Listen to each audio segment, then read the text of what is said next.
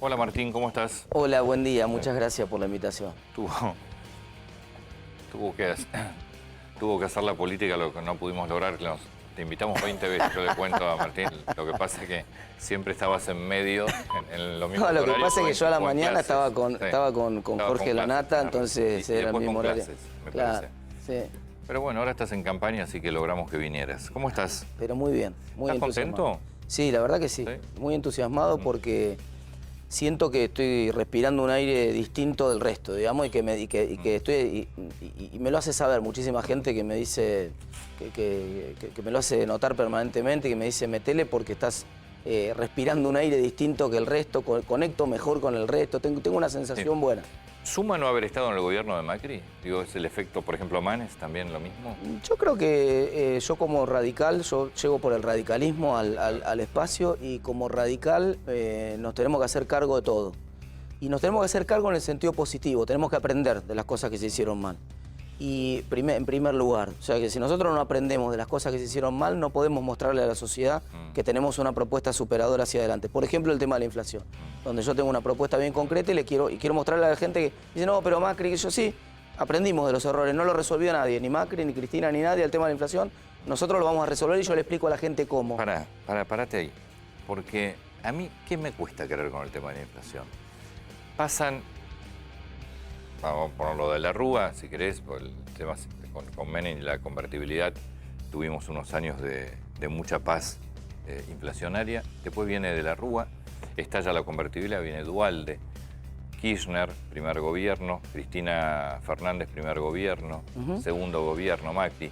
Ninguno, ni una vez que se le fue la inflación a Kirchner, empezó a subir Cristina y Macri, ninguno lo pudo resolver, Alberto Fernández menos. Esto es lo que yo no entiendo. No importa los colores políticos, no lo resuelven. ¿Es porque no saben, es porque no quieren? No, pues no saben descartarlos, porque es un problema que se resolvió en todo el mundo. Me cuesta creer que no lo sepan. No puede ser que lo sepan los peruanos, lo sepan los bolivianos, lo sepan los paraguayos, lo sepan los brasileños, lo sepan los uruguayos, los chilenos, y nosotros no sabemos. No estamos hablando de poner un cohete en la luna. Entonces lo saben. ¿Por qué no se hace? Por la política, porque la política no tiene los incentivos correctos a hacerlo, porque nunca quieren largar la caja, porque mirá la política, qué cómoda que está con eso. Te cobra un impuesto sin que vos te des cuenta y le echa la culpa a otro. Después dice, no, culpa a los carniceros, culpa a los supermercados, siempre busca, siempre todos los días hay alguien aumentando los precios. Entonces hay un meme inclusive en las redes sociales que está el playero de la estación de servicio, pone cambiando los carteles y dicen, encontramos al responsable de la inflación, que ya es casi tragicómico. Entonces, no les sirve porque ellos, si no lo hicieran así, tendrían que enfrentar el siguiente desafío. Tendrían que ir al Congreso con un presupuesto con déficit y pedirle al Congreso que vote aumento de impuestos, y los putearía a toda la gente, o bajar el gasto. Y eso implica un costo político que no quieren pagar. Está bien, entonces yo digo, en todo esto que vos me decís lo entiendo si me dijeras que vas como ministro de Economía o como presidente. Es que está bien. Como diputado. Pero es que mucha gente me hace el mismo planteo, pero prácticamente nadie sabe que en realidad el Congreso se regula por una ley, el Banco Central se regula por una ley del Congreso, que se llama la Carta Orgánica del Banco Central. Algo que Alberdi pensó cuando armó la Constitución, que fue a propósito sacarle al Ejecutivo el Banco Central. No era Banco Central entonces, era la política monetaria, pero pensó, le voy a sacar al Ejecutivo la política monetaria, le voy a sacar los impuestos al Ejecutivo, le voy a sacar la deuda. Pero el Banco Central era autárquico antes. No, pero nunca. Mira, fíjate que el presidente, es cierto, y mucha gente hace este punto, en 2012 Cristina hace una reforma en la Carta Orgánica, esa reforma abre la posibilidad de que el presidente use mucho la maquinita de hacer billetes. Y eso, como mínimo, de mínimo, uno tendría que poder volver a esa Carta Orgánica.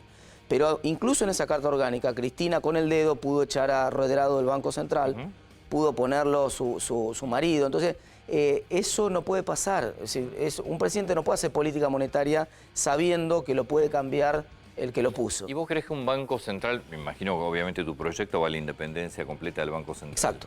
¿Y vos crees que un Banco Central independiente realmente va a jugar independiente? ¿Vos pensás en un presidente de Banco Central que le diga al presidente, no, señor, no emita, yo no emito, sí, no le voy a emitir? Mi sueño, yo siempre cuento, hay una anécdota muy famosa de cuando Alfonsín lo nomina a Carlos Fait para la Corte y lo llama por teléfono y le dice, bueno, pensé en usted para nominarlo para la Corte. Y Fait, visiblemente conmovido, le dice, bueno, presidente, le quiero decir dos cosas. Ellos eran amigos, tenían una relación personal. le dice, yo le quiero decir dos cosas. La primera, que estoy honrado, es un puesto, el máximo que puede aspirar un abogado, estoy muy honrado. La segunda, nunca más le voy a atender el teléfono a partir de ahora. Claro. Hasta acá llegó nuestra relación. Porque usted es un poder y yo soy el otro. Y yo quiero que eso pase con el Banco Central en la Argentina. Que el presidente del Banco Central no le atienda más el teléfono al presidente de la Nación. ¿Y por qué te votarían un proyecto si lo primero que me dijiste fue que nadie quiere bajar el gasto? Por dos razones. La primera, porque el gobierno este hizo un ajuste brutal. No se nota, porque está la pandemia y no se nota, pero este gobierno le pegó un saque más grande de la historia a los jubilados. Claro, un ajuste. Primero. Claro, está bien, pero hizo un ajuste en realidad nosotros. De la peor manera. Claro, nosotros. Por supuesto. Claro. No, ellos nunca hacen el ajuste de la política. La política no hizo ajuste. No, por supuesto. Claro. Ellos lo hicieron de la peor manera. Le pegaron un saque formidable a los jubilados, que son el 50% del presupuesto, Sí. y a los salarios del sector público. Entonces, con ese ajuste, cuando pase la pandemia para el año que viene y para el otro, la economía va a necesitar mucho menos emisión de la que necesita ahora. Ya este año, en realidad, necesita menos de la mitad en términos reales de emisión que el año pasado. Primer punto. Segundo punto. Si fuera necesario, la propuesta podría ser que este cambio se produzca con el cambio de gobierno en 2023. Entonces, es el velo de ignorancia de Rawls. Vos no sabés quién va a estar en el gobierno dentro de 2 años y eso te genera incentivo. Mirá, en una de esas estamos nosotros, nos autocontrolamos a nosotros mismos. ¿Qué crees que puede pasar en la elección mejor dicho, qué crees que puede hacer el gobierno si pierde la elección y qué crees que puede hacer si gana la elección? Voy a rendirle homenaje a mi amigo Santiago García, que tiene una frase que me parece que sirve para esto. Menos de lo mismo. Menos de lo mismo. O sea, vos no ves ningún cambio, gana o pierda. No, significativo no. Han habido ejemplos. Vos me hablabas recién de la historia. En la historia, por ejemplo, Alfonsín 85 y Menem 91 son dos ejemplos de gobiernos con 2 primeros años muy malos en lo económico que giran 180 grados.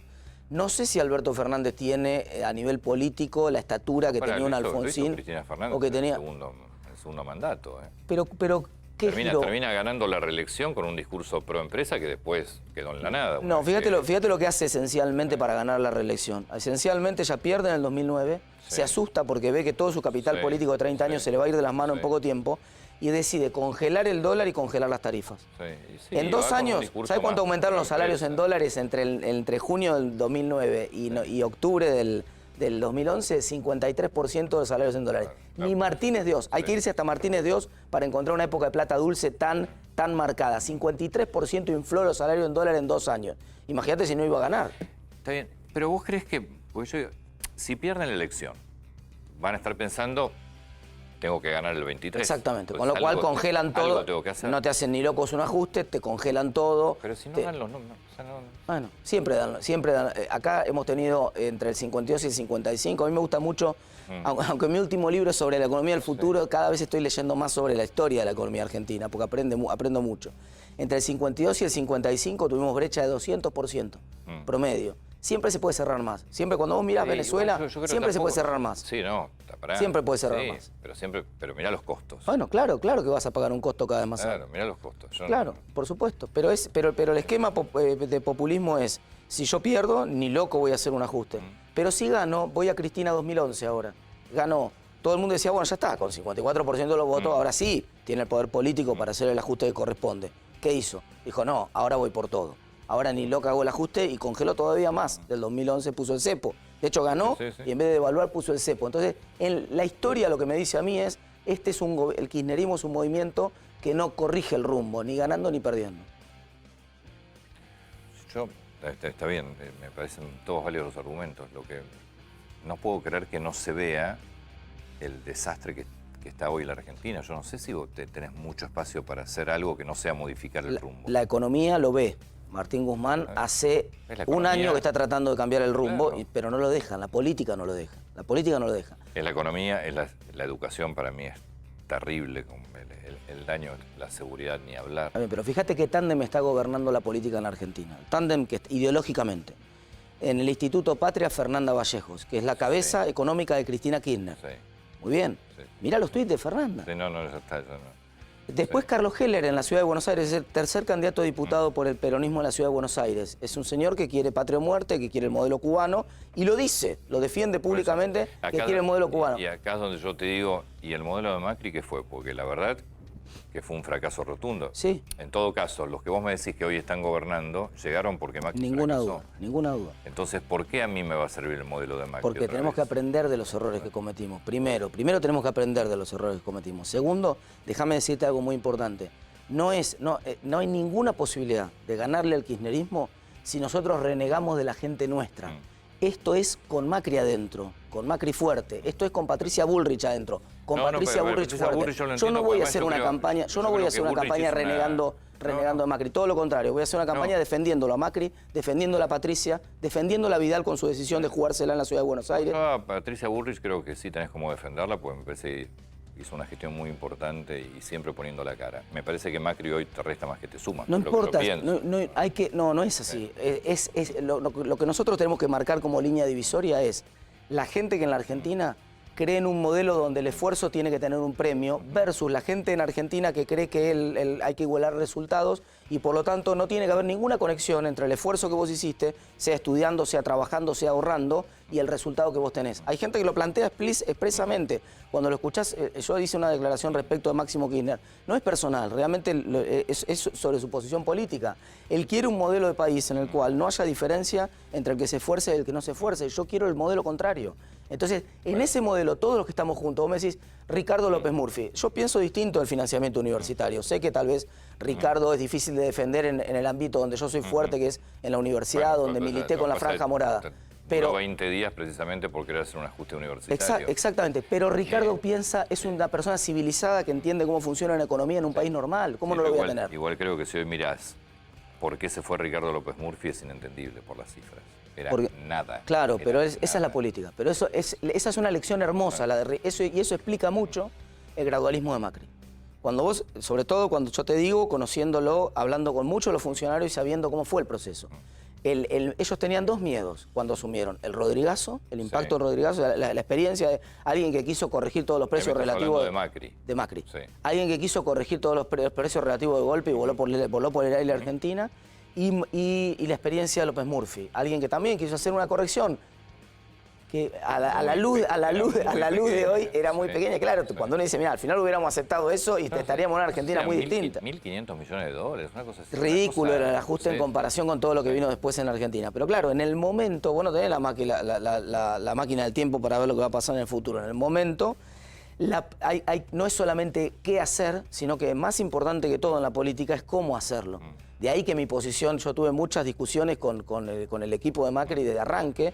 Además hay muchos archivos donde yo tengo una posición de que no hay otra salida que no fuera de shock, que el gradualismo, Argentina no resiste gradualismos, porque la política te come el gradualismo. Entonces, vos tenés que llegar, y este es el desafío de los próximos 2 años, y a nosotros nos va muy bien en estas elecciones, nosotros tenemos que llegar construyendo una alternativa y explicándole a la gente exactamente lo que vamos a hacer. Bueno, y cuando llegamos, muchachos, nosotros lo dijimos. Se terminó. Está bien. Cuando vos decís, bueno, listo, no sirve el gradualismo. Yo entiendo también que acá, así como el ajuste lo hacemos siempre nosotros, dentro del no gradualismo está el no gradualismo de la política también. ¿Qué es lo que hay que hacer? Mirá, ¿qué es lo que hay que hacer? Que cuando vos llegues, si llegan al gobierno, decís, muchachos, acá esto se lo contamos, es lo que viene. Exactamente. Primero, para saber si se puede o no se puede. Primero, un problema muy grande que tuvo el gobierno de Macri cuando llegó y que todavía está ahora, es que Argentina subsidia a los que pueden pagar. Y tenía 30% de pobreza entonces, ahora tiene 45%. Es inmoral, además de que es ineficiente, además de todo lo demás, es inmoral. Vos no podés tener 35% o 50% de pobreza. 70 con menores de 17. Bueno, y del otro lado del mostrador repartir plata que no tenés. Vamos, no lo podés hacer. Entonces, vos tenés que transmitir un mensaje que le costó mucho a Macri hacerlo, pero que es muy simple, que se terminó la promo. Se terminó la promo. Esas son las tarifas. Tarifas en general, subsidios en general. Hay un montón, la actividad argentina está cruzada de subsidios de todos lados. Lo dice esto, me gusta la forma de decirlo de Jorge Lanata. En Argentina, dice Jorge, es el arte de tratar que sea rentable algo que no es rentable, y para ser rentable algo que no es rentable, hacemos que algo que sí es rentable, lo matamos a impuestos. Y entonces no es rentable. Bueno, eso se terminó, se tiene que terminar. Entonces, se tiene que terminar la promo. Y vos tenés que transmitir una idea muy simple. Mirá, el que puede pagar tiene que pagar sus consumos. A nadie se le ocurriría pedirle que yo le pague la cuenta de supermercado, o que le pague el colegio a los chicos, que le pague... Bueno, entonces lo mismo vale para todo. Ahora, tenemos que ser generosos e inclusivos con el esquema de la tarifa social. No para todo el mundo. Para el que lo solicite, para el que por supuesto pase determinado baremos en función de la solicitud que hace. Entonces, si combinamos las dos cosas, creo que Argentina tiene una salida. Está bien, eso es subsidios. ¿Qué haces por ejemplo, con el mercado laboral? Ahí hay que, para mí, el gran problema de Argentina es que la legislación que atrasa 45 años estuvo pensada para industrias grandes. Es decir, la hicieron pensando que todas iban a ser industrias, Argentina iba a ser una Argentina industrial con grandes empresas, y Argentina no es eso. Vos tenés 650.000 empresas en Argentina, 640.000 son pymes. Entonces, y la legislación está hecha para las otras 10.000. 80% del empleo. Claro, y la legislación está hecha para las otras 10.000. Entonces vos necesitas una reforma laboral para las pymes. Esa reforma laboral para las pymes, que no es una reforma, es una revolución. Tiene que copiar el modelo de los países nórdicos. ¿Cómo funciona en Dinamarca? Un concepto que se llama flexiseguridad. ¿Qué quiere decir flexiseguridad? Quiere decir que el empresario pyme no lo podemos tratar como si fuera el gran empresario de una multinacional, porque no lo es, que tiene 5.000 empleados. Tiene 3 empleados, 2, 4, 2. Puso su capital, lo está arriesgando. Tiene que poder contratar y despedir libremente. Sí, digámoslo en castellano. Yo voy a ser un político, no voy a decir lo que la gente quiere escuchar. Yo voy a decir lo que hay que hacer en Argentina. ¿Cómo la construcción? ¿Tenés una ¿Cómo la lista de construcción? desempleo? Perfecto. El ejemplo de la construcción es muy bueno porque funciona bien, le sirve. El otro ejemplo que sirvió es el ejemplo de Vaca Muerta en su momento. Había una actividad nueva y sentaron a los gremios. Ese es el modelo, además, el modelo de cómo hay que construir esto. Con los gremios. Sentaron a los gremios de un lado, sentaron a los empresarios del otro lado. Los empresarios dijeron, miren, bajo esta regla nosotros podríamos crear un montón de empleos. A ustedes les sirven estas reglas porque si no es cero. Estamos discutiendo, ustedes están discutiendo el 20% de cero, el 20% de cero es cero. Perfecto, los gremios dijeron, sí, ¿cómo no vamos a querer tanta fuente de empleo? Había regulaciones ridículas. Por ejemplo, vos tenías que salir con una plantilla que tenía que tener 10 tipos. Hay casos ridículos en Argentina, la televisión pública. Sí. ¿Vos sabés el reglamento gremial de la televisión pública, cómo funciona? No. ¿Vos sabés que si haces, no sé, pero... ¿Vos sabés que si haces, la gente que hace exteriores cobra un plus para hacer exteriores? Esto es como si vos que haces conducción cobraras un plus para conducir, digamos, ¿no? Entonces, es tu laburo, mirá, tenés que conducir.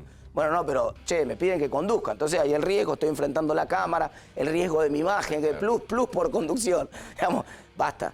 Todas esas cosas se tienen que terminar en Argentina. Entonces, hay que decirlas sin miedo, sin miedo. Va a ser mucha más la gente que nos va a acompañar si las decimos sin miedo. Sí. Y va a ser tan abrumador el apoyo que vamos a tener en las urnas que lo vamos a poder cambiar ni bien lleguemos. Eso lo podés hacer. Me están diciendo que hay un plus por televisión color. Sí, no, ya te digo, es insólito. Vos salís con un equipo de exteriores, tiene que tener... Esto fue del año 78, cuando vino la televisión. Claro, ahora vos podés... un plus por televisión vos color. con un estabilizador y un celular podrías filmar, pero no lo podés hacer. ¿Por qué? Porque hay un plus y una regulación que tenés que llevar tantas cantidades de cámaras, tantas cosas. Eso, perdóname, porque es importante, porque hay muchos chicos acá trabajando en el estudio y yo quiero ser claro en esto. Porque ayer una declaración cavernícola de Guillermo Moreno en ese sentido. Pretender defender a rajatablas la ocupación de cada uno nos conduce a un subdesarrollo total. Los medios se están haciendo cada vez más chiquitos, hay una uberización de los medios formidable. Si nosotros no vemos lo que está pasando en el mundo y queremos defender a rajatablas un modelo que no funciona, cada vez vamos a ser más pobres. Lo que también hay que entender es que en la medida que vos amplíes el mercado, tenés más oportunidades de laburo y de mejora. Exacto. De esta manera, y si uno sigue así, el mercado va a ser cada vez más chico. Exactamente. Esto también lo que hay que entender. No, es que además estás en un cambio en el medio de un cambio tecnológico. Mejores condiciones para crear empresas, vos vas a tener más oportunidad de mejorar, cambiar de trabajo, de tener otras ofertas. Fíjate que todas las revoluciones industriales tuvieron el mito fallido del ludismo de la primera revolución inglesa. No, es que el resultado final es tener más empleo. Y más el último gente. gran fracaso, de ese pronóstico de que la tecnología y el avance tecnológico iba a destruir empleo fue el de Jeremy Rifkin en la década del 90. Escribió un libro que se llamaba El fin del empleo. Y hasta antes de la pandemia Estados Unidos batió el récord de empleo de los últimos 50 años, nunca tuvo tanto empleo. Y ahora cuando empieza a recuperarse está con creación de empleo récord también. ¿Esto lo podés hacer con una cámara dividida o con una cámara con...? Porque a mí me da la sensación de que esto va a diputados y como todo... Hay que construir consensos y yo creo que uno de los problemas de la Cámara y de la política es que la política no dialogaba bien con la economía. Te pongo un ejemplo muy simple, la ley de alquileres. Todos los economistas, todos, sin excepción, explicamos lo que iba a pasar. Dijimos, esta ley es un desastre, se equivocan, se va a retirar la oferta, van a perjudicar a los inquilinos. no lo entendió la política, o mejor dicho, no lo expresó bien la economía. Nosotros hablamos en un lenguaje a veces que entre los economistas nos entendemos, pero que los políticos, la gente común no nos entiende. Ese puede ser mi rol también en la Cámara, un rol, y eso me lo planteó Martín Lustó cuando me convocó. Me dijo, necesitamos gente que haga lo que vos haces en los medios, que vos bajás la pelota y traducís al castellano. Sí. Lustó también, Lustó bueno, muy bueno. Lustó hace muy bien también muy eso. bueno, Entonces, si nosotros empezamos a aumentar la masa crítica de gente que explica cosas que son obvias en la economía, pero que en la calle no tienen, a veces son contraintuitivos los impactos de la economía, muchas veces son contraintuitivos. Te hago una última pregunta. ¿Es el momento del radicalismo? Es claro, ese gran momento del radicalismo. Se está poniendo de pie el radicalismo, sobre todo en la provincia de Buenos Aires y en la ciudad de Buenos Aires. De la Rúa. Bueno, es que eso pasó sobre todo, te decía, en la provincia de Buenos Aires y en la ciudad de Buenos Aires. Cuando vos vas al interior, el radicalismo gobierna provincias, gobierna municipios, donde no gobierna, disputa claramente. competitivamente, tiene dirigentes modernos, caso de Cornejo en Mendoza, por ejemplo. Ahora, cuando vos venías a la provincia de Buenos Aires, ¿cuánto hace que no surgió un candidato? Hasta Manes. ¿Cuánto hace que no surgió un candidato competitivo, atractivo para el electorado como Manes en la provincia de Buenos Aires?